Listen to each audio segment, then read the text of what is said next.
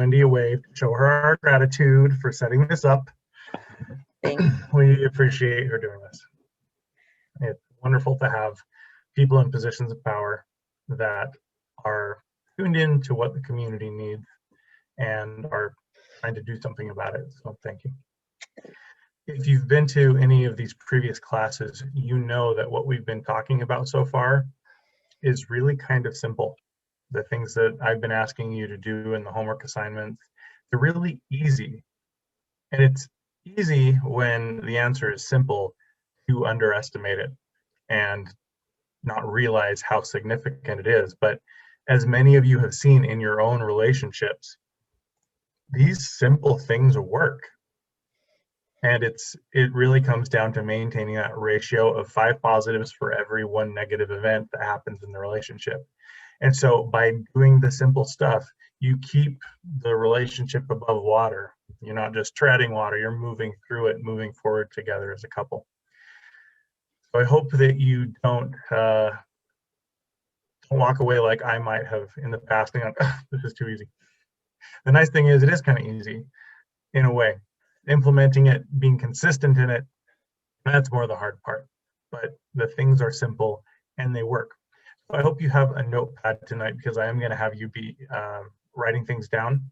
Obviously, I would hope that you would write down the things that stand out to you tonight, because sometimes you're going to hear things and it won't even be necessarily what I say. It will be related to it. It may just spark something. And those little like flashes of insight in your mind are gold. That's your intuition telling you, hey, this is something you need to know about right now. We're all also going to need a notepad so that you can do some exercises in the future. I'm interested also to hear, anyone who's been here before, if you have any questions about application so far and what we've been working on, what kind of bumps in the road you came up against. Because last time, as we were talking about why conflict happens in the first place and how to start to avoid it, this is often where we get into some rough terrain. There's a lot of things to avoid. There's a lot of mistakes that are easy to fall into. And these classes are not exhaustive. I can't dump everything on you in 6 classes of what you'll need to know. So as we go through and kind of review what we've talked about so far, be thinking, like, are there any problems we've run into? What are we missing? Do we need to move forward? And I'll answer those. So far, the assignments that we've gone over, like I said, dead simple. Smile more. Every time your partner comes in the room, smile at them so that they feel like they're liked, so that they feel happy, so that their mirror neurons in their brain light up and go, oh, they like me. Also, sharing appreciation and making that a habit so that at least twice a week, you're making a conscious effort to let them know that you appreciate something about them, something they did, something about their personality and characteristics. And the 2 a week is really just to give you practice into making this a habit. So it's not something you have to think about, so that you notice things immediately and then say something about them, because people love to get compliments. We all love it. And so when someone notices us, we feel seen, we feel visible.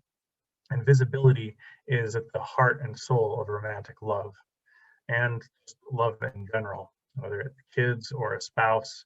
When we can recognize something that they do, something that they are, bring it to the surface and celebrate them, it feels really nice. Everybody loves it, and we could all use a lot more of it. We also created some rituals of partings and reunions, so that when somebody leaves in the morning, when you come home after work, there's some kind of ritual where there's connection. You talk about your day, you kiss, and you kind of check in with each other. And it's something that we have to do first and make it a priority first, because it's really easy to just get caught up in life, to run in the door and immediately start putting out fires. But if we make a choice and put it on the calendar that it's just something that happens every day, life's going to be so much easier because it's automated. It's just going to happen no matter what. We also talked about the importance of taking breaks. Last time we talked about how conflict makes us feel unsafe, and when our heartbeat raises up to 100 beats a minute, our brain shuts down and we go into fight or flight mode, and nothing good ever happens after that point. It's super important to take breaks, let everything calm down. We also talked about writing what you wanted to say when you're in the middle of the conflict, and then editing that. Like, okay, that's not going to go over well. No, I know already. I can imagine what's going to happen with this. And instead, write down what you wanted. And the basic format to talk to somebody about a problem is to share the vulnerable emotion rather than the defensive emotion. Hey, that hurt my feeling, rather than you're a jerk. Share vulnerably and gently, and that's less likely to provoke them and make them feel unsafe. And then you share clearly what you want in behavioral terms. You don't say something like, I just want you to care more. Well, what does that mean? That has to be a clear behavior. How about, hey, when you go to the store to buy yourself a treat, can you remember to ask me if I want one too? Something simple that they can remember and do. Some of the most important concepts, I think, that are really important to remember is that love is visibility. When you do things that make other people feel seen, they feel loved, they feel cared about. We also talked about how when we feel unsafe, we tend to default back to those fight or flight reactions that are designed to keep us alive and surviving in the world. And they basically boil down into two categories of attack the other person or retreat from them. So that could be a lot of verbal attacks and a lot of silence on the other hand. And back to the vulnerability thing, if I had a billboard and I could put one thing on it, it would say, share your vulnerable feelings gently instead of sharing your defensive feelings aggressively. That would solve maybe 90% of the world's problems if people would just do that. Everybody wants to feel heard and understood. Those are the two questions we constantly have on our mind in loving relationships. This person, do they know me? Do they understand me? And if so, do they care? And you would think being married would be enough to convey that, but it's not. We constantly have to reassure each other that we understand them. And we have to demonstrate it too. We have to show it. All these concepts, these homework assignments I've given, I will eventually create into a cheat sheet. And I'm not going to promise that it'll be done next time, but by the last for sure, I'll have that for you. So any questions so far in applying these principles? Any problems you run into?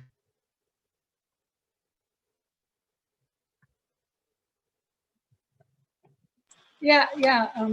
My problem is that when I'm in that, I don't go into the flight, I go into the fight.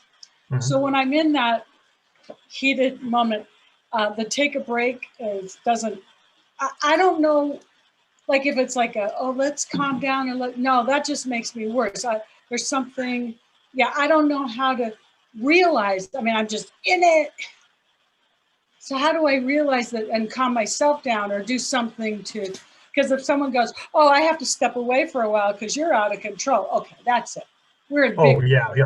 Them's fighting words right there. Yeah, fighting words. So what can I do to not do that or do something? Sure. So what is required for basically all of this stuff that we're going to be talking about, we have talked about, that we're going to be talking about now, the answer is going to be greater levels of awareness. Because often, we get triggered and it's 0 to 60 in half a second. It's already too late. But Viktor Frankl said, between stimulus and response, there's a space. And in that space lies our freedom to choose. And most of us, like, that gap is really teeny. And so the trick is to widen that as much as we can with greater levels of self-awareness.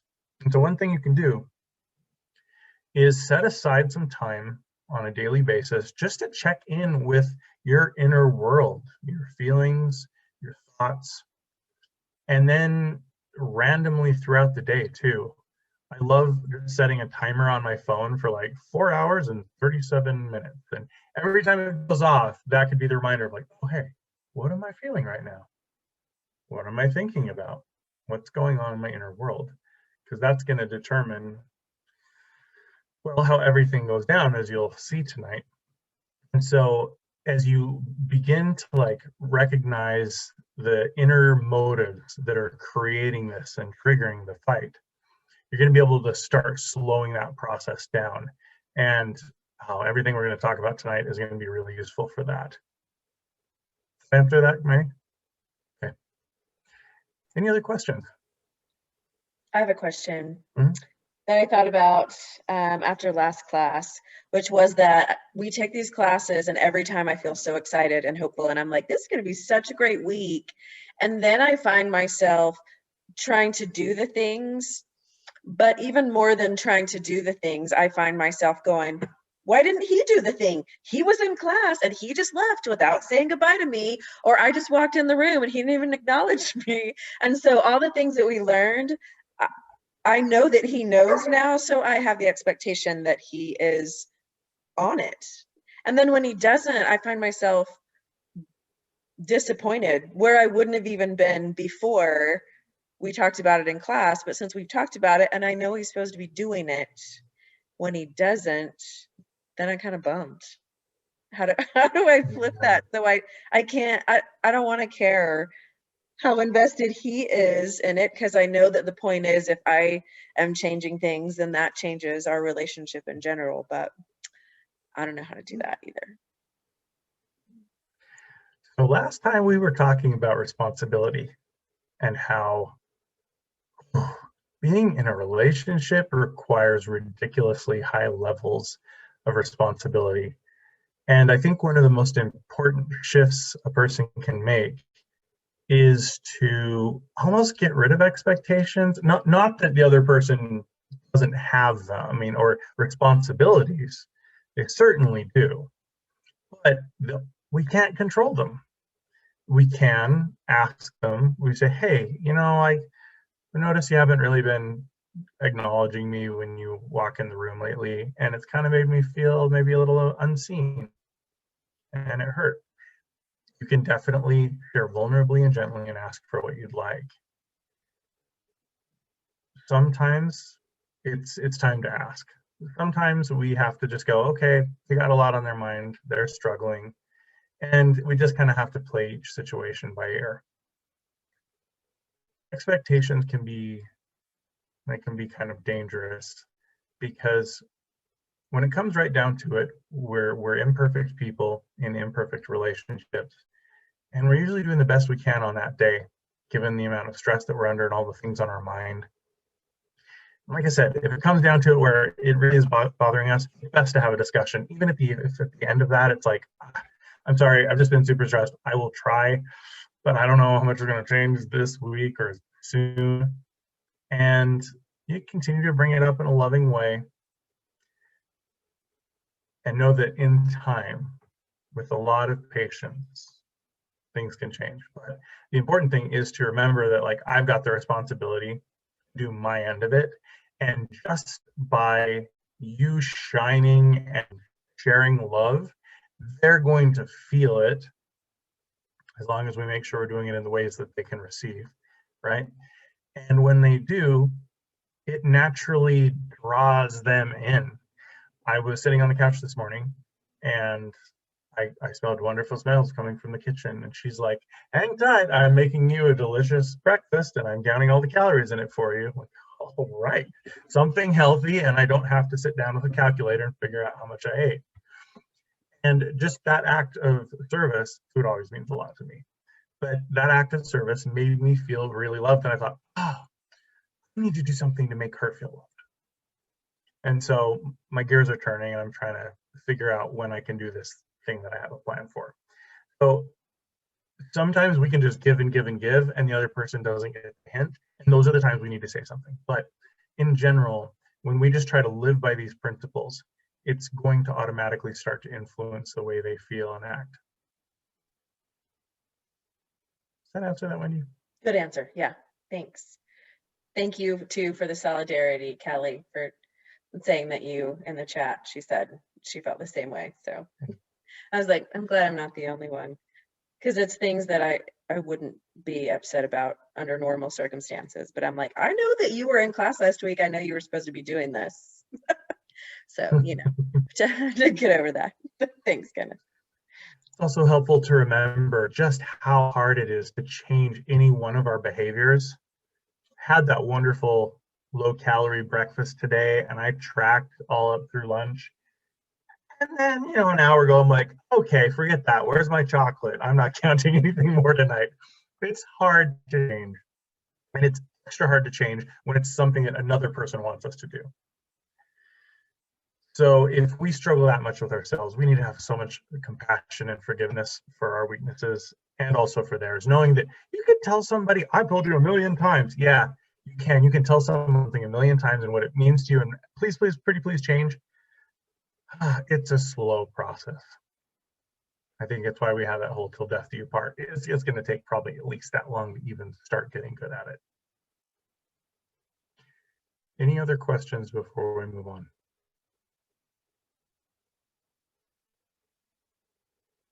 And feel free to hop in at any point tonight if something comes up and you need some clarification.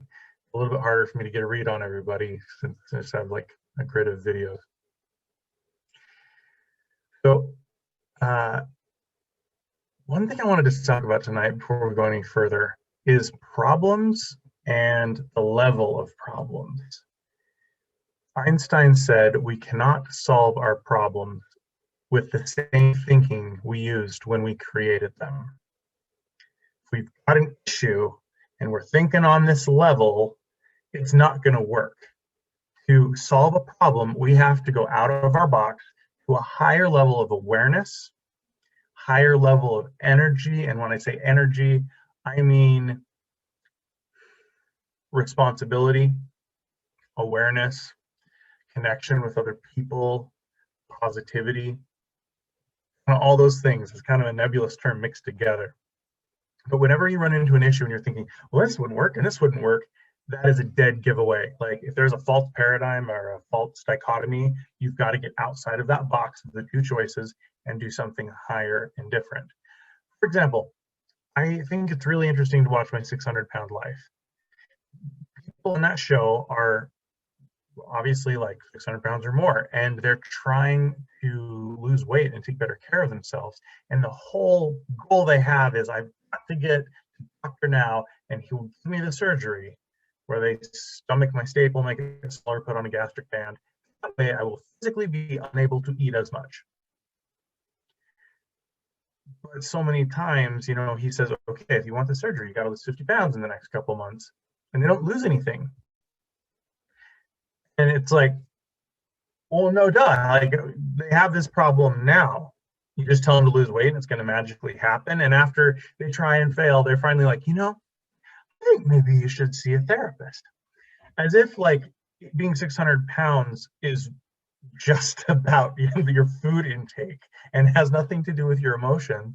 And inevitably you find in every episode of the show, the person had some really traumatic stuff happen to them. And food is the way to cope with it. One woman was kidnapped and sexually assaulted. And so she literally made herself big enough that she could never be kidnapped again. So there's these deeper underlying things that needed to be fixed. And if we just go in with like, you eat too much, cool, let's shrink your stomach. We're missing something. When you go to that higher level of awareness, higher level of energy, and we go, hey, let's solve the emotional issues that are at the core of this, that's when you really start getting the results. That's when you stop going through the dieting phases and you just have more of a solidity when you're going to the underlying causes. And had I not had this class to teach, I probably could have paused and been like, hey buddy, what do you want to eat the chocolate for? Oh well, we're imperfect. Basically, we cannot stay the way that we are and have our problems go away. We always want something external to come into our lives, something magical to come and fix it. That's why we're all hoping we win the lottery, even if we don't play it. Because the money would just come into our life and fix all of our problems, but that's not how it works.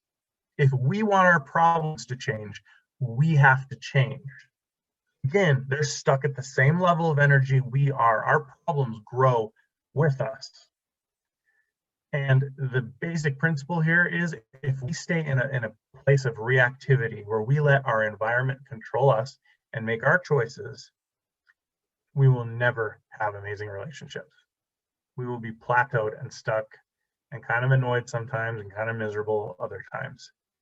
We have to go from reactivity into proactivity, where we are taking high levels of responsibility and saying, Yep, got this problem. It involves another person. It involves their choices, and I can't change them. What now? Maybe I should stop trying to change them. Oh, okay. Well, you've just done yourself a huge favor, and things have gotten easier. But now you have to put forth extra energy and help to influence that person on a higher level. And so often we just give up. It's hard. It requires so much of us. I have a friend, he texted me the other day and said, well, we're giving up on, I'll call him Jim, their kid. We're giving up on Jim. Oh, okay. Well, he's a teenager. What's going on? Yeah, we tried everything. It didn't work. All right. You want to talk to us about his problems? Okay. So when you ask him, he shuts down. Yep. And he won't tell you why he shut down. Nope. And he won't even talk about the fact that he's shutting down. No. Oh, we've done everything. Okay. Well, maybe we need to connect with him on a deeper level and make him feel safer. Well, we've tried a bunch of stuff and it didn't work. Okay. Well, have you been consistent in it? Of course, no. That's the big challenge for everybody. But as we grow, we change our ability to connect with others and therefore to influence them. And we can do much more than we think we can, even though we can't directly control other people. A shift to proactivity makes massive changes in all of your relationships. The nice thing is, the jump in like reactive to proactive, that seems like it takes a lot of energy, and it does. It's difficult. It requires more of us. But the problems get better. So that's the nice thing. I knew somebody. He was loaded.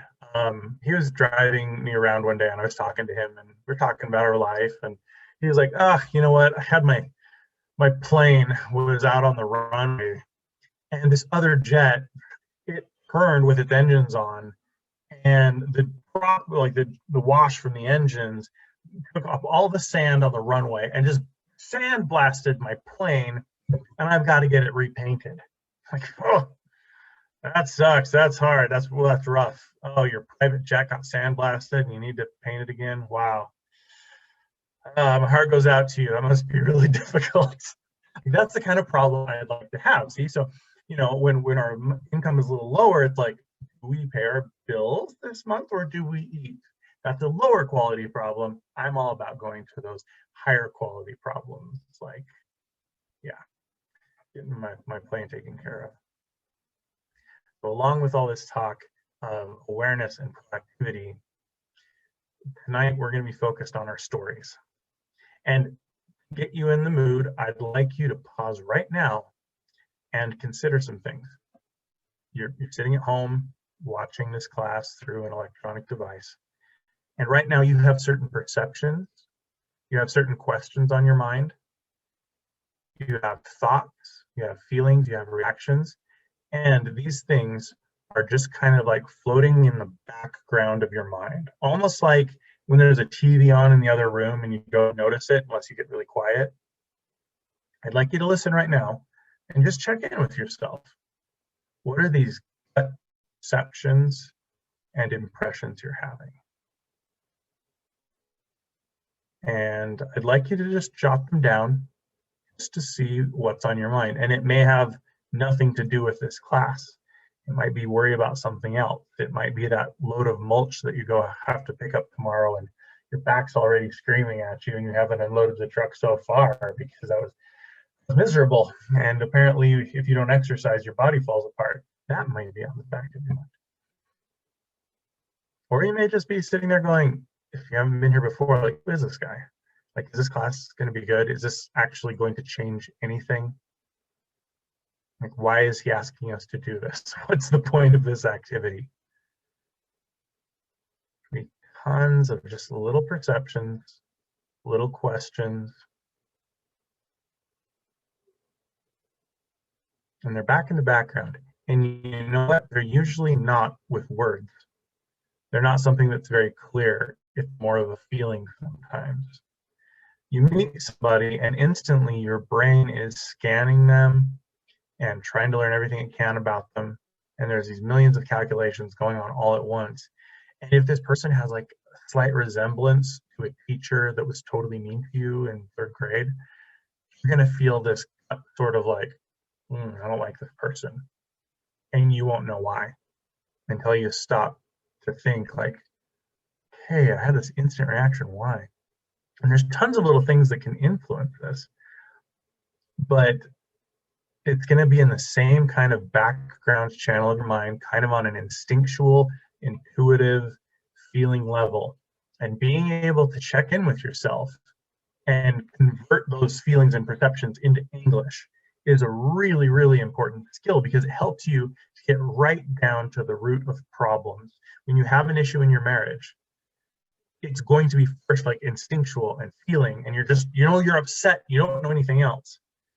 And as you practice sitting with yourself and quietly figuring out, like, what am I thinking about this?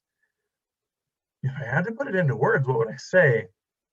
That reduces fight time massively, because you can immediately go to, you know what? I just had a reaction. You triggered me because of this thing, and this is how I'm feeling. And then you're on to the, like, okay, how do we fix this?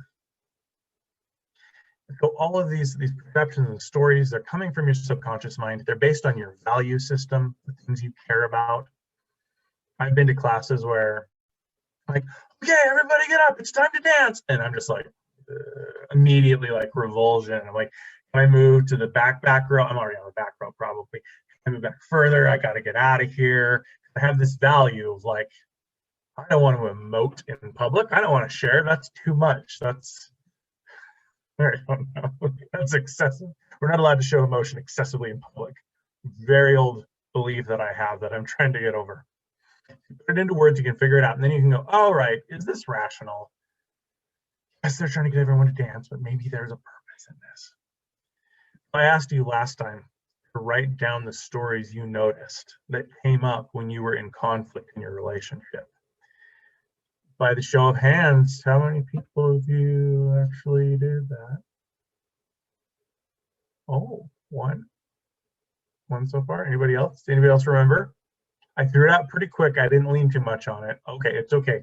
Probably got lost. There was a lot we went over last time. It's okay. That's why you have the notepad in front of you today. So finding the story underneath the conflicts is one of the things that will help you get to a resolution much faster, because often we just get triggered, we have the fight, we go away, we might make up, but we never really go to the root of the problem and deal with it. It's like looking at a dandelion. There's the surface part, there's the roots. And you can mow the dandelion every week. I have a field of them in my lawn right now. They come back, I can tell you that, because the cause of the dandelion is not what you see on the top, it's the roots underneath.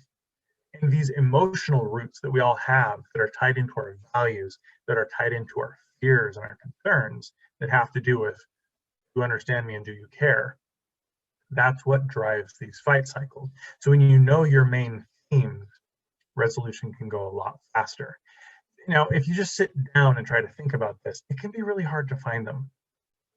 And the conflict time you have is honestly like the best time. When you go to take those breaks, when things start to get heated, that's the time to journal. Like, I am so mad right now. Okay, why am I mad? Because my spouse is a jerk. Okay, well, what do you mean? Well, they didn't do this. Okay, why does this matter to me? Well, because it reminds me of this time they didn't do this. Okay, and what's the main theme here? Not being listened to. Oh, I feel like they don't listen to me. Cool. We found our story. We have a theme of like not being listened to. That allows us to have discussions in the future and to know the tender points in our spouse. That's so useful, because we be a good friend, to be a good partner, we need to understand each other. We need to know things about them. We need to know about their inner world. And when you know the concerns they have, you can help to address them before they even come up. You can help them to feel very safe, very seen, and very loved when you know the tender points and you're able to address them without them even saying anything. So when your spouse gives you that look next week and you see their face and you're like, immediately you're gonna have all these perceptions and reactions come up and feelings, and you're like, what does this mean? Awesome, where's my journal? Let me, hang on, we'll fight later. I have to write about this. And you figure out what's going on. Super useful. Okay, so what do these stories have to do with making a great relationship? And why are we having an entire class on them? Well, to answer that, we need to start talking about reality, because some of us get a little confused about what reality is. There are two things that we struggle with here, because there's facts of what happens, and then our brain comes in and takes all those facts and selectively selects them, right? Like, just, oh, I'll take a couple of these, a couple of those. We never grab the whole picture. We're pulling little facts and we put them together, and our brain automatically makes a story. And that's why you can have instantaneous, well, I'll get to that later. So this is what happens. An event happens. Something occurs in reality, outside capital R reality. It's objective. Other people can look at it. Then our brain automatically takes that situation and says, what does this mean? And it has a story that it creates based on that. So, for example, you get called for jury duty. Some of you were just going, oh, but that feeling of, oh no, jury duty, that's the story part of this. The fact, the neutral fact that doesn't have emotion attached to it, is you got called for jury duty. That might be the best day of your life because you don't have to go to work. You get a whole week off, and maybe they even pay for your lunch. Or this could be totally ruining your day. When I was 10, we went to the Hogle Zoo, and I had my little cherry snow cone, and I was having the time of my life, and we went into the and I was looking at the tiger, and I went and I sat on the metal railing that was next to the fencing. And I'm sitting there enjoying the tigers, watching pace in their tiny prisons. And I'm eating my snow cone, and my cousin is behind me, and he's antagonizing the tigers. He's making noises at him, and the tiger starts getting like even antsier and is pacing around and kind of looking annoyed. And I looked back at my cousin, and my whole family was behind me, and in slow motion, I saw them go, whoa, and take a step back. And as I turned around, I was on the receiving end of like a fire hose of tiger urine, and my snow cone was ruined. And anybody else here been peed on by a tiger? Is that just me? My special with my thing. The fact is, I got peed on by a tiger. Is this a good thing or a bad thing? Well, it ruined my snow cone. Is that a good thing or a bad thing? It's the fact. The snow cone now has tiger pee in it. That's the fact. Is it ruined? Depends. I mean, what if I had diabetes and I was trying not to have some hyperglycemia going on? Maybe that's good. Maybe I was sad I didn't get to finish it. Did it ruin my day, or was this an awesome story? The story that you come up with is instant. It's instinctive based on your values, right? But it's open to change. Just because it's instinctive doesn't mean that it's true. And it doesn't mean that it's unchangeable. The fact is what it is, and then we get to make something out of it. And the story is such a huge part. This ties into depression, anxiety, trauma. Everything humans struggle with is tied into the story that we tell ourselves about it. When someone comes in with PTSD to work with me, it's basically two parts, right? There's the emotions that are stuck inside, the trauma reactions, the survival energy that got maybe like mobilized but didn't get to do anything. And I help people work through that stuff. But then there's also the story of like, what does this mean for my life? You know, if your spouse says like, it's over, I'm leaving you, the story might be, this is the worst thing that's ever happened to me and my life is pointless now. And if that story stays in place, you're going to be miserable. And in order to move on from any kind of tragedy or trauma, we have to be kind of deliberate about that and say, hey, this bad thing, I think it's a bad thing. I feel it's bad. It was difficult for me. We'll call it bad. Is there a silver lining here? What is the growth that I'm going to get out of this? How can I take this and make something meaningful out of it? We have the ability to look into our stories and rewrite them. We have the ability to look at a larger sampling of the facts. Usually, if you feel miserable, I can guarantee you're just focused on a couple of the negative ones. This is really difficult. This is incredibly difficult and requires so much responsibility. And most of us, most of the time, can't tell the difference between the story that we're telling ourselves and the actual facts, what's happened. But what happens is we have this story pop up. There's instantaneous emotions that are created with the perception. And have you noticed that the way we act is based on how we feel? When I came home from the truckload of mulch, I just laid on the floor in the hallway. I felt exhausted. I acted exhausted. When we feel happy, we're excitable, we like jokes, we laugh more, we engage with other people. When we're sad, we pull away, we're downcast, we don't make eye contact as much. The way we feel directly, oh, sorry, I'm drawing the diagram wrong. Story leads to emotions, emotion leads to behaviors, our actions. So if we track this back, the story is so vital because it will determine how we feel and how we act. And then our actions, our emotions, we are sending out messages constantly through our body language, through our gestures, through our tone in our voice, through our facial expressions. And other people, they take in those things. And sometimes we're putting off a vibe of like, don't get close to me. And they're like, oh, keep your distance from that guy. And then they start acting differently based on what we're sending out. And if we're not aware of that, we might be frustrated, like, geez, everyone's a jerk in this place. Nobody wants to talk to me or look at me. Like, well, you're scary.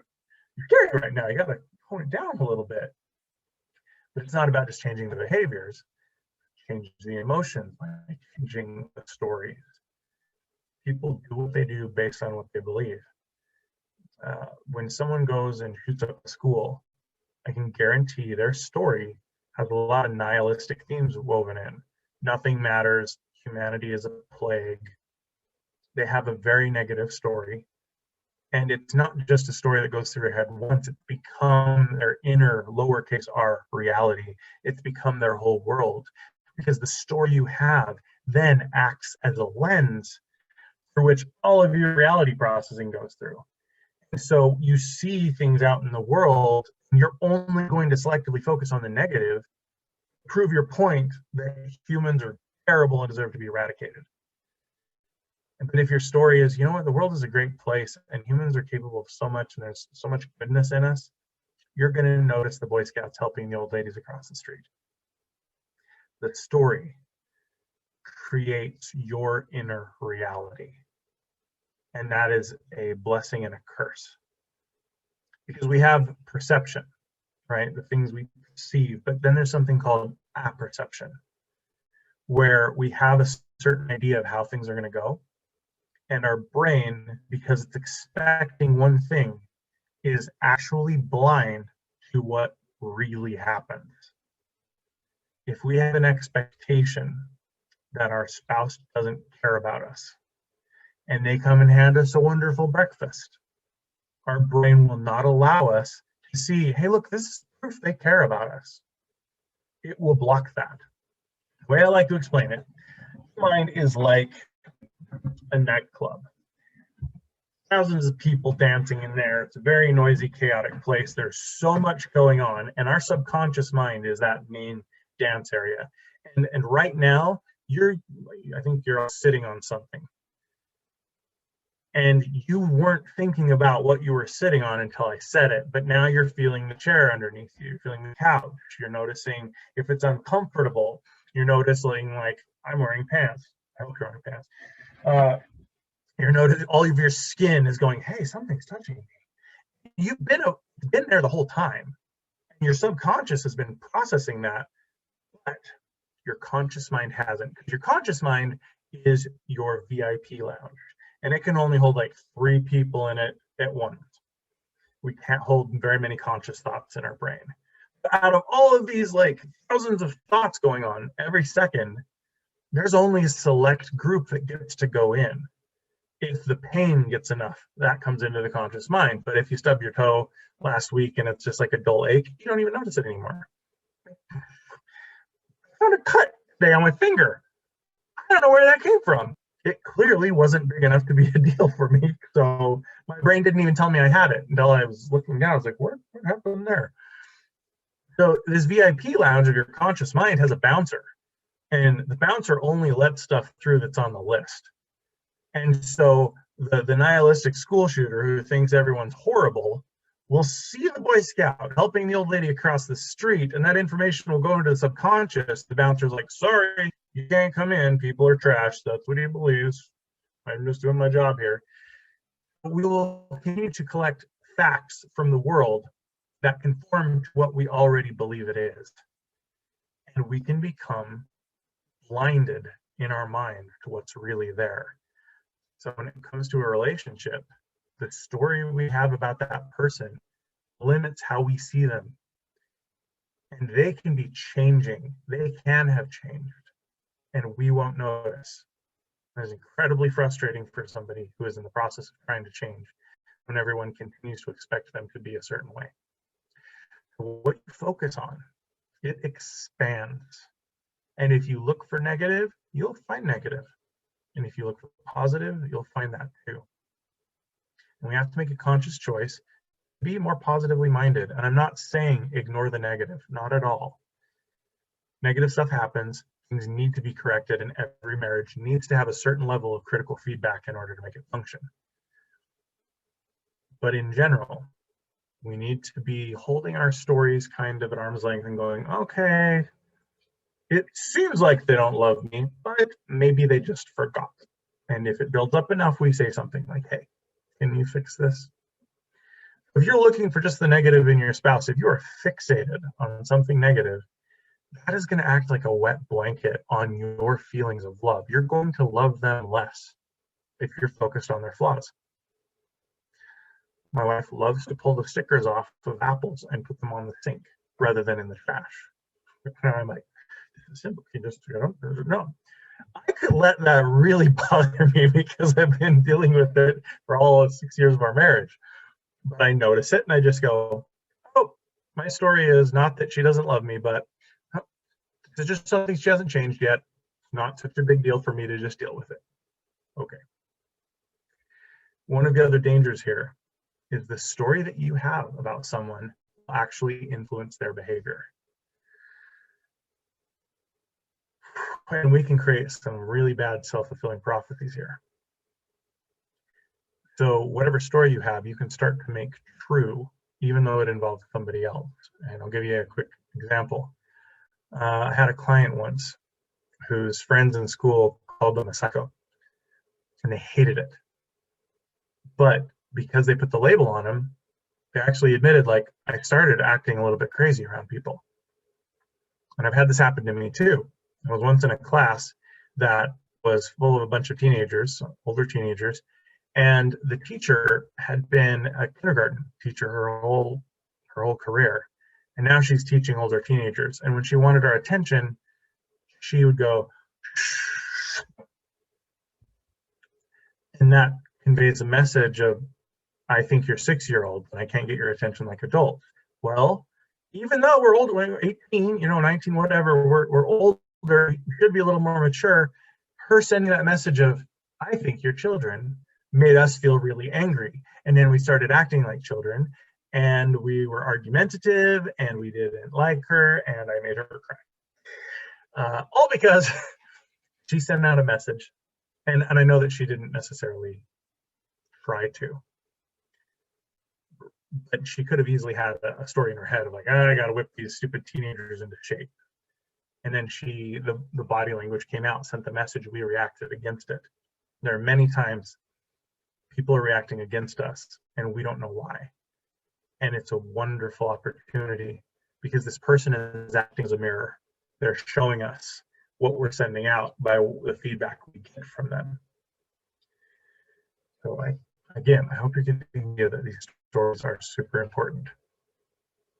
And I hope you're seeing how these can have an impact on the marriage. We talked last time about how every single fight you've ever had, or every time there's distance, is because one or both of you feel unsafe. And the reason you feel unsafe is because it has to do with one of these stories.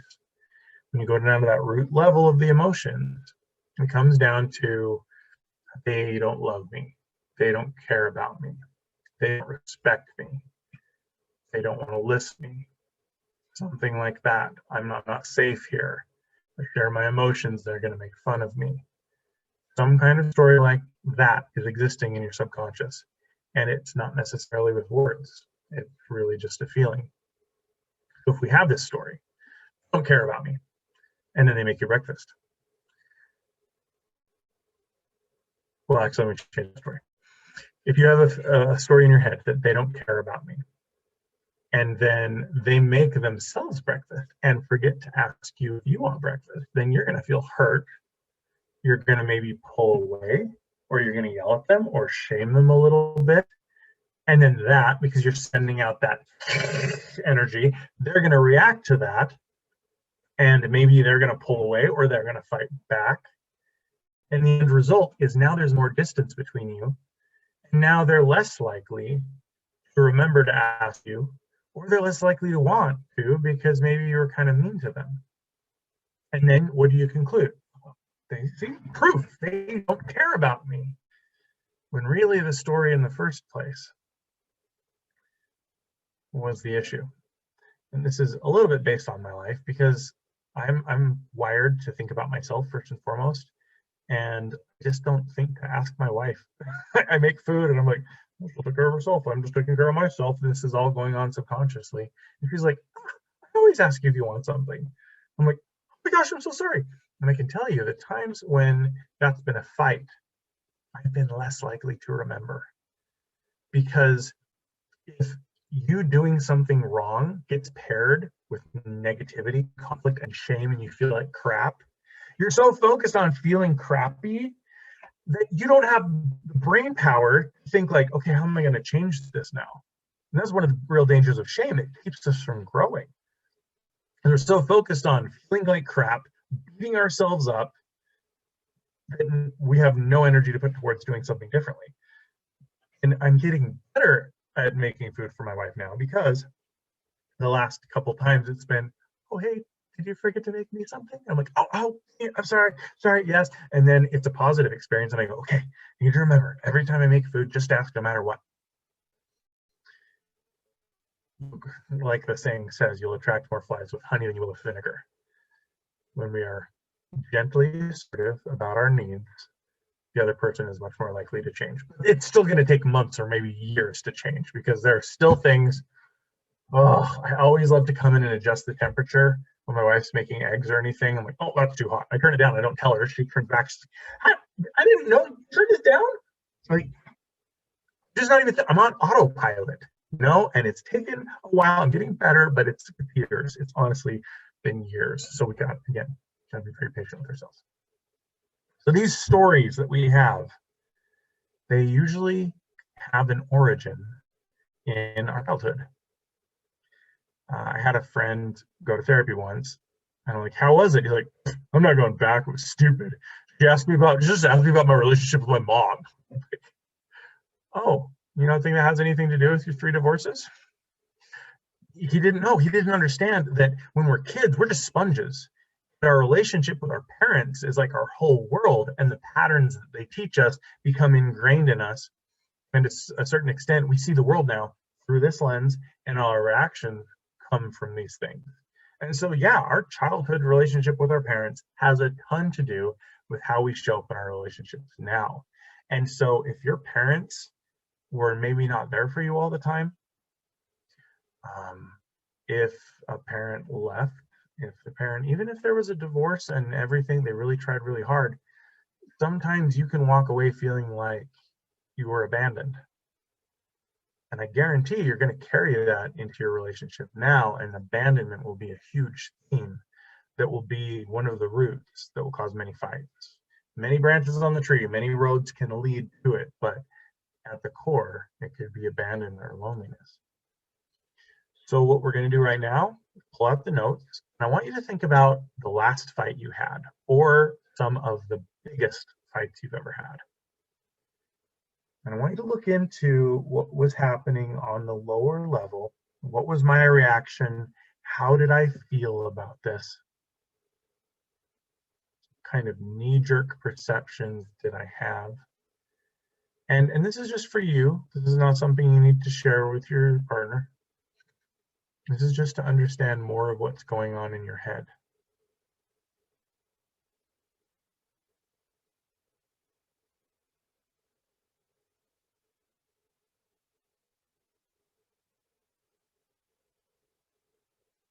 And if anyone's struggling to figure out what this might be, and if you're willing to be on the video, I could help you dig a little bit.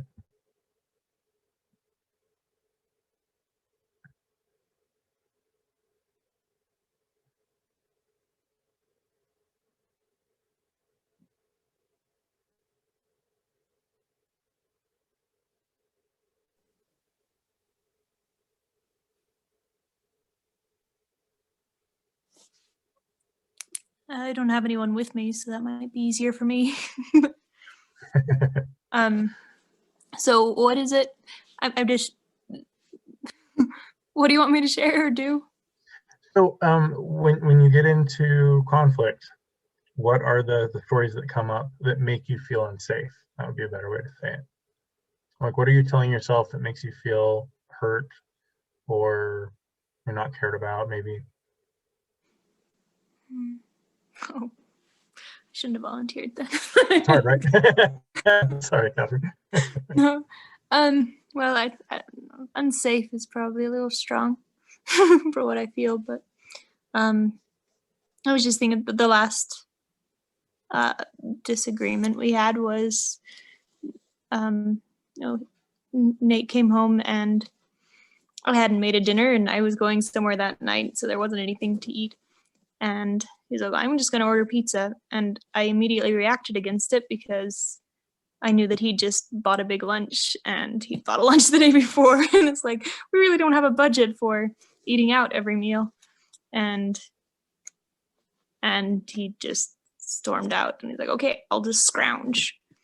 And I felt so like, oh, come on, I made a meal for you every dinner this week. And then the one time I don't, you get offended by my asking you to make it for yourself while I went and do this thing that I had. Anyway, so that's What did that that's mean what it to you felt then? like. What?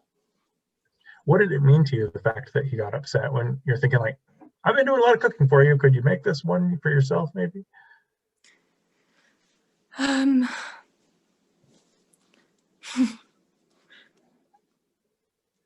What did it mean to me? Yeah, like what was the significance of that? I guess just felt a little bit undervalued or underappreciated. That sounds so cliche, but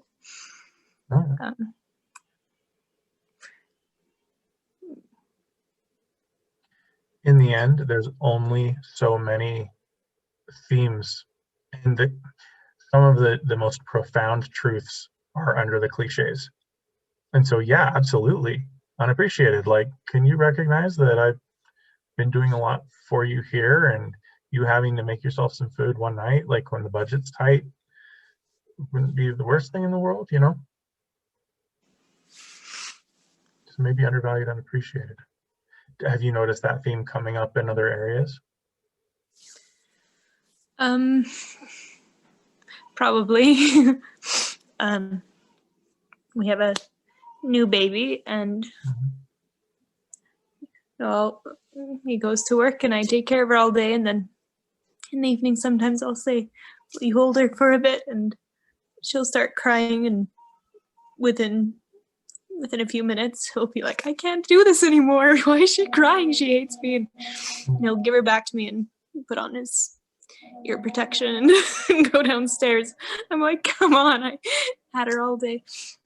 And and I know that he's had a lot on his mind all day too, and he needs a break just as much as I do. So, yeah, anyway. But I have noticed the same feelings elsewhere. You'll probably notice them come up in a lot of different contexts. And it sounds like these might be one of the times where you say, hey, I'm kind of feeling a little bit underappreciated, or this is really hard for me when this happens because taking care of the baby is a lot of mental energy and I could use some help. Catherine, thank you for being willing to share and be vulnerable like this. I know that this has helped other people help tap into their own themes. If you guys are noticing some resonance here in yourselves, if you're noticing something similar, could you give Catherine a thumbs up to let her know this was useful? Thank you.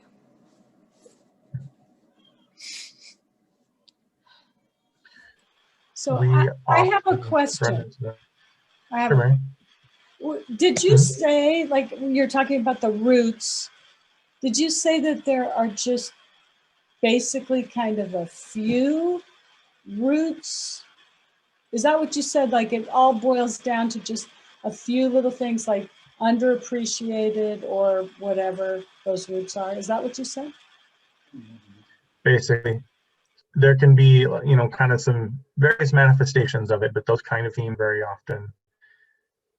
We all have the same basic needs in a relationship. We want to be heard and understood and appreciated. And so it ends up being, I guess you could say, predictable. If you look in those areas, we can usually find something.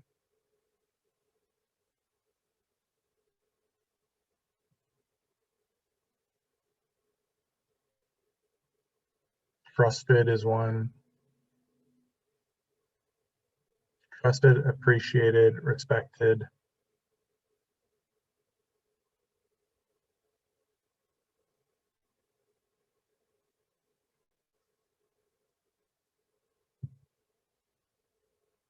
Heard, cared about, a priority.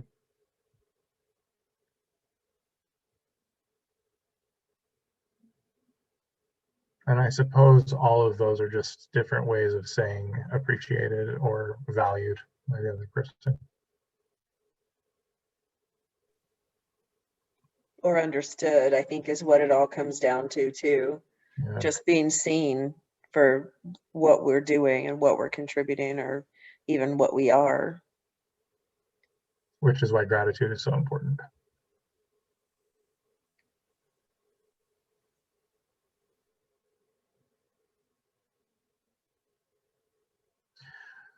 So you may not be able to find all the stories at once. This is really difficult. I'm asking you to search into your subconscious mind and pull out something that may just be there as a feeling. And you notice you start to write the story, and sometimes it takes a little bit of digging. And so I would ask yourself, what is the significance of this? Like, yeah, they did this thing, but then what did it mean to me?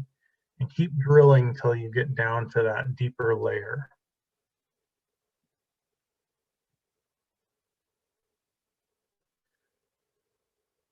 Now, knowing what the stories are, it'll be easier when this comes up in the future to be able to recognize, this is happening again. That's that one thing. This is about me feeling valued. And it'll be easier to have the conversation because you'll know exactly what the issue is. And then you'll be able to vulnerably share, like, hey, I'm kind of feeling unheard right now. Here's what I would like. And it opens up the opportunity for a nice, gentle, vulnerable conversation with each other. What I'd like you to try now, and this is difficult, I would like you to try to come up with an alternative story or explanation for why things are the way they are. And again, sometimes things need to be dealt with, and it's important to say something. Other times, we just need to adjust our story, and sometimes we need to do both.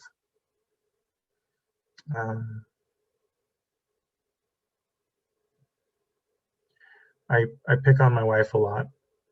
I had an unfair advantage of being 7 years older and having a master's degree in marriage and family therapy, and we got married.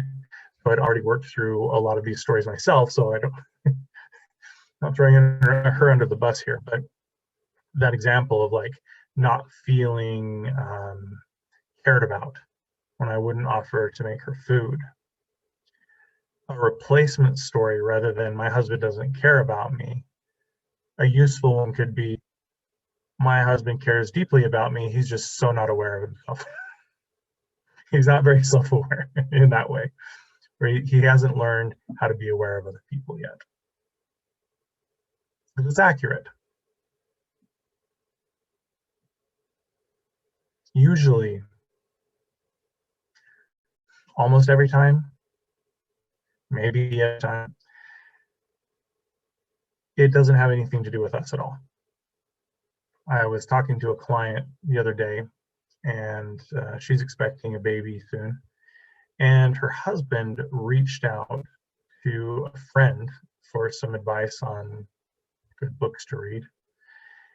And the story that this client was telling herself was, my husband doesn't trust me as a mom, because why else would he reach out to get advice from somebody else? Doesn't he trust me? Now, what's more likely? That it's about trust, that it has anything to do with her, or that he's just freaked out to be a parent and he wants to talk to people that have had kids and that already know some good resources.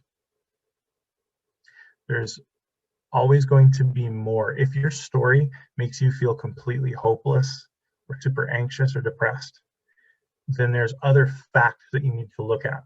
And your story might be partially true.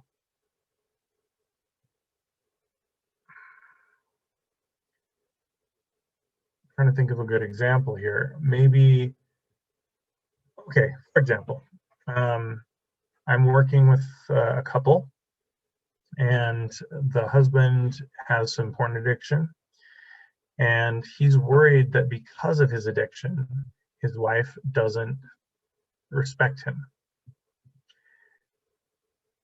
And that story, first of all, we need a red flag to go up, because that's very black and white.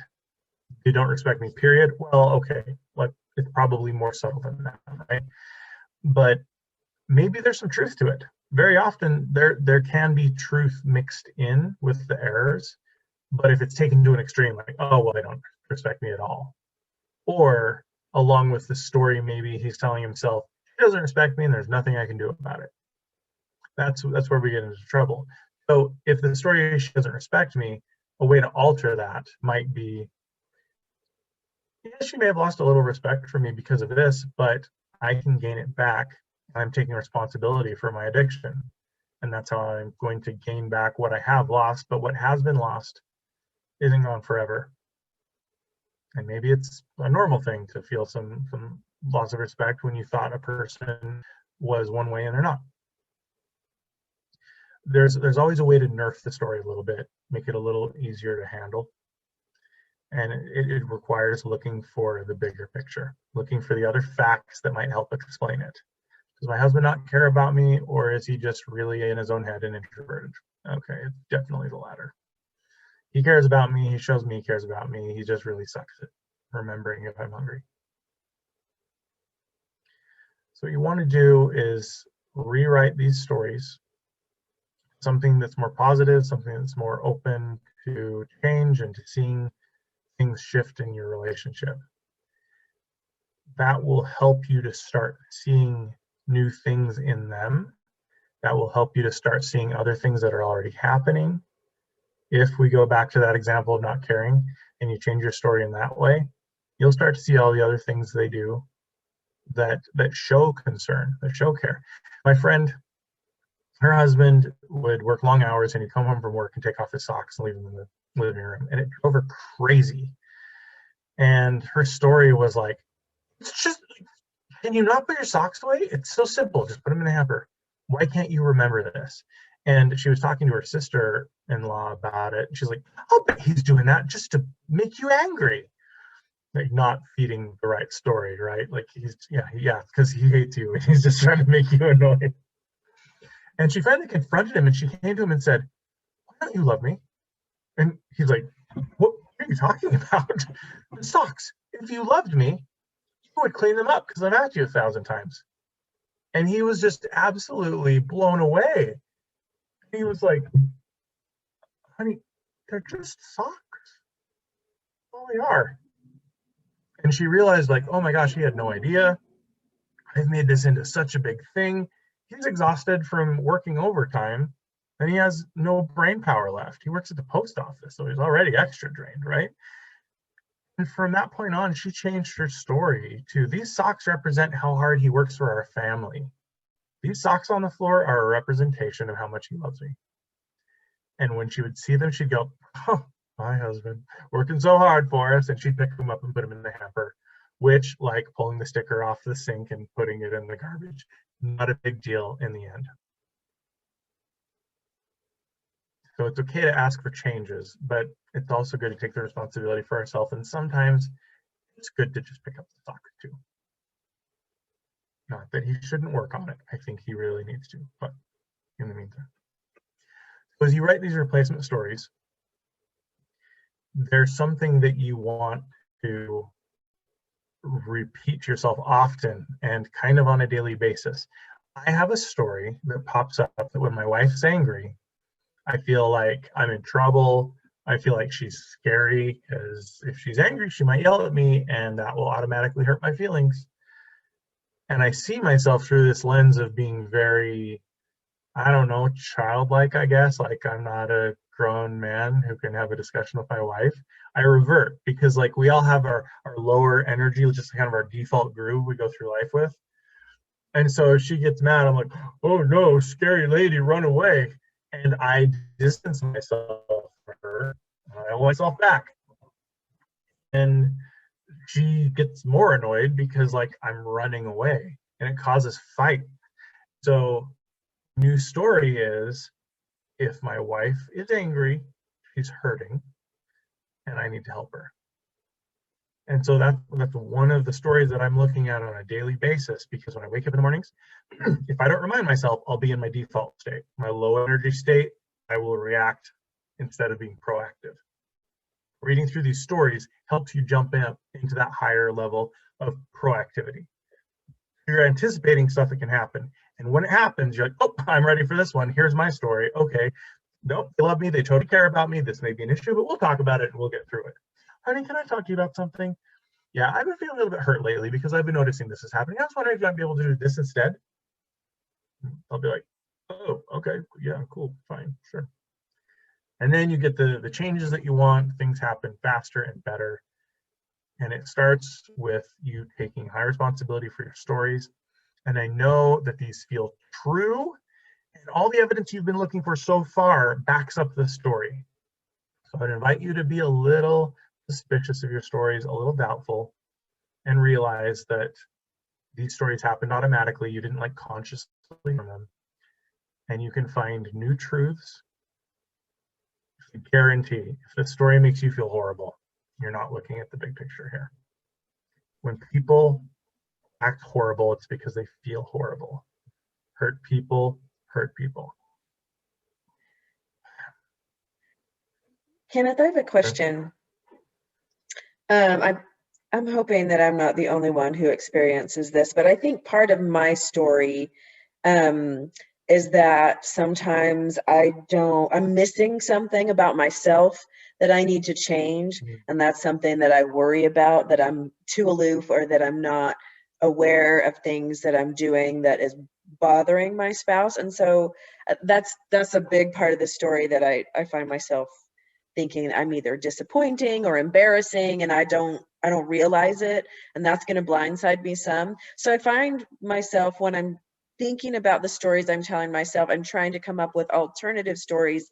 In my head, I resist the alternatives because I'm afraid of missing something that I need to change. That might be a rabbit hole just about me that's way too deep to address here, but how can we get past that resistance to the alternative stories that we're telling ourselves? Does that make sense?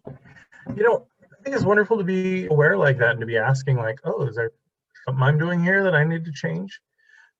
But that doesn't necessarily, well, it provides a good opportunity to say, hey, spouse, I'm thinking this, is this true from your angle? And maybe they'll say, what? No, I haven't even noticed. More communication is always going to be the antidote here. And you can test these things out and go, hey, this is my perception. What are you seeing? Is this an issue? But what it sounds like your concern is, if I explain their behavior to make myself feel a little more positive towards them, I would be ignoring my role in a potentially troublesome pattern. Well, I think the story I tell myself is more about me. Like, oh, I do things that are embarrassing to him, or I do things that are disappointing to him. Oh, okay. And then I worry if I tell myself an alternative story that I will somehow miss it if I'm doing things that do cross a line that's important to him. Okay, yeah. No, you won't. You're too self-aware. You can still be aware. You can still have a better story. It sounds like when your story has to do with a fear like this, of, oh, they're reacting because of this, and it probably has to do with me, those are the ones I would totally recommend immediately addressing. And so often I've done this in my marriage, like, hey, I'm kind of feeling self-conscious about this. And they're like, you know, Heidi's been like, no, what? Not at all.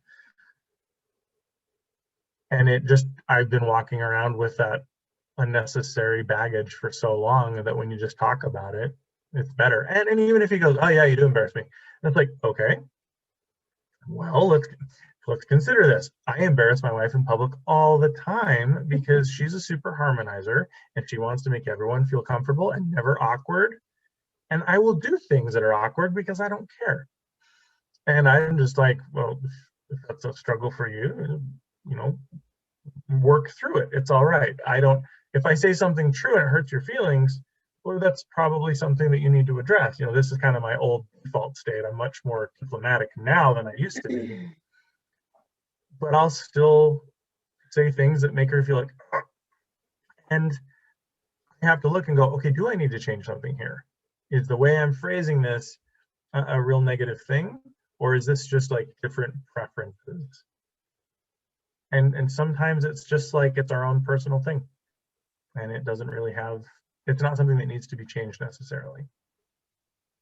Yeah, I think it would be easier for me sometimes if he did say, yeah, that was embarrassing when you did that. Because it feels, I pick up on really subtle things and go, oh no, I said that thing in front of his coworker that he probably thought was dumb, or I don't know. And then if he said, yeah, I wish you wouldn't say stuff like that, then I would go, oh, that's something for me to work on. Whereas otherwise, I think in my head, there are 1,000 things to work on that he doesn't ever say, but I have to be aware of without him saying. That I understand that this is 100% my story and has nothing to do with what he's actually said. But I've actually asked him before, oh, I'm so sorry, did that embarrass you when I told that story or whatever? And he'll be like, no. And then I just don't believe him. I wish he would say, yes, that was embarrassing, don't do that. Because then at least I would be aware of what things I do need to work on. Yeah. But yeah, I think it is all in my head. I think it's more about my worries than it is about his actual reactions. So now we need to find the story of why you don't think you can trust him when he says it's not a problem. Yes, because he doesn't ever complain about anything. Maybe he just has really low. Isn't that a tough problem? Yeah, I mean, the number one love language. Complain. Yeah, the number one love language for men is like, look, just don't fight. As long as there's no conflict, I'm pretty happy. Yeah. Pretty I have something that I know one of my problems is that I'm a little OCD, not bad, like where my hands are raw, but I'm a little OCD and I like things a certain way. I want things to go the way I want them to go. And if I say, oh, go do this thing, and instead of being appreciative that he goes and does it a little different than the way I wanted it, I get mad. I mean, it's like, wait, I already said it was ABCD. It's ABCD. That's really easy. What happened? What went wrong? Why did it change from what my brain was thinking? So that's a story. I don't know why I'm afraid that things aren't going to go exactly the way I want them. We're two different people. I know. No, 44 years of marriage, it's awesome. But I do, it's like, I think like I know the way things should go, and it doesn't always go my way, and I want it my way sometimes. You get it done. He gets it done. It might cost double the money, but it was okay. That was just one little incident that happened. But anyway. See, and this is why you gotta keep a journal, because we're just hitting the tip of the iceberg here. Like, okay, I've noticed this pattern in my marriage where I ask him to do something, I want it done right, and I get upset if he doesn't. And why does it have to be done right? What's gonna happen if things aren't done the way I want it to be? And boy, there's some deep stuff there that goes back to our survival as a species. We need certainty to feel like mentally okay. We have to be certain that we can get water tomorrow and that we can find food in the next couple of days. And a lot of times these things just come out of maybe like a misdirected or handled fear of just primal fear of survival. And we have to, like, especially with OCD, we have to remind ourselves, like, all right, this is just me trying to like control everything, because if I have the illusion of control, I can feel comfortable. But guess what? The truth is I can't control much of anything, really, just my own actions. And you know what? That's enough, because I don't need a sense of carnal certainty in order to feel happy and secure. I have faith in my abilities and my community. Okay. There are things that we cannot control, and we have to accept that. And once we do, everything gets easier.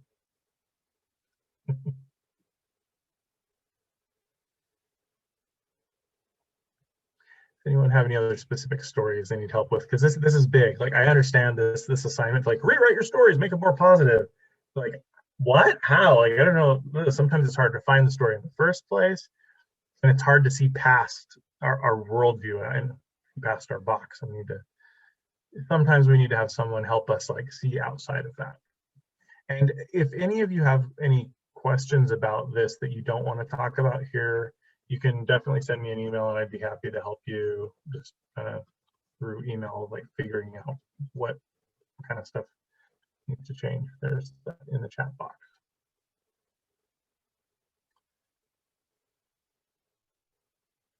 So find your stories, rewrite them, look for the bigger picture, find out a more positive way, a more comprehensive way to look at reality, and then start journaling. Like, okay, what does this say about me, and how is this connected to my past experiences? How did growing up wire me for the challenges I'm running into in my relationship? And when you get the new stories written, review them every day. Read them out loud. You're like, no, actually my spouse loves me totally because they care about me a lot. And here's all the things they do for me. And then you have a positive story. You're seeing the other person through a positive lens, and you get to see more of the things they're doing. So it's kind of like if you were a gold miner and you only saw half of the gold, it would stink. You'd only get half of it. But when you change your perspective and you're looking for the positive things, you will actually see things that are there, but then your brain didn't have the room to show you because of that little VIP lounge. I have a question. Yeah. So in the rewriting of stories, earlier you said it's really hard to see the stories, to recognize them, and it's hard to rewrite them. Does it get easier with practice, or is it just easy to do it with other people? No, for sure. It's much easier, but often with yourself, it starts with a journal. It's like, let me explore. What do I even believe about the situation if we don't write it down? If you try to do this in head, it's overwhelming. There's so many thoughts, so much. Putting it in makes it so clear where you're like, oh, okay. And then you lay everything out and you kind of have the whole plan.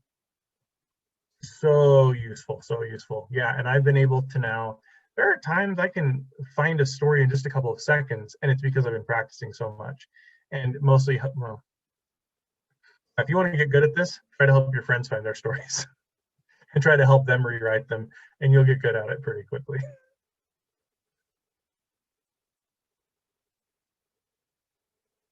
Any other questions?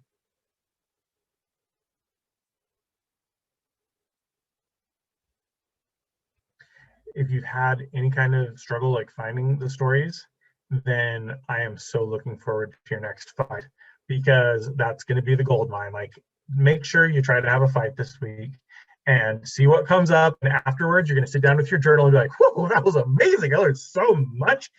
And oh, bonus, you can start figuring out what your spouse's stories are. They got mad. What set them off? How are they seeing the world? What would cause them to feel this way? It seemed irrational from my perspective, but what were they, like, what's their worldview? Because they've got their own little lowercase r reality, and I've got mine, and they're different. They only overlap just a little bit. We all have our different worldview. I'm going to talk a lot more about that in the future classes and how to step into their worldview and help them. But figuring out your worldview first is so useful. So after the fight, write about it. Everything that comes up. I keep track of my fights. I've had 181 fights with my wife, and they're all so useful to learn about what I think, how I feel, why I do what I do.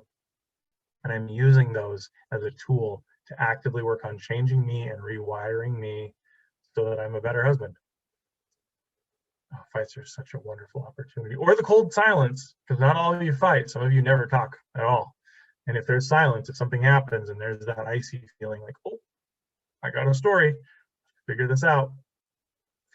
By continuing to search into yourself and learn more about you, there's just nothing but positives that come from that. You find whatever challenges are there that need to be dealt with, and then you take action on them, and things get better. And that's the path of ascension, learning more and more about yourself. You figure out all the issues, and you eventually change them, and you grow, and you ascend to that higher level, living a proactive space, and your problems are high quality. All right, well, I will see you back here next month then. And let me know if you have any questions in between. But thanks for coming tonight. Thank you so much, Kenneth. While we're giving everybody one last chance to think if they have any questions for you, I just wanted to reiterate that the AF Aware class in May is in May. The next one, May 13th. That one is on addiction. So if you or anybody that you know and love is having any struggles with any sort of addiction, then Kenneth is going to teach about kind of trying to find a hope and a path to recovery there. And then the next Better Together class is, let me look and make sure I have that right, is May 28th. So the last Friday of next month. So anybody have any other questions before we wrap up tonight?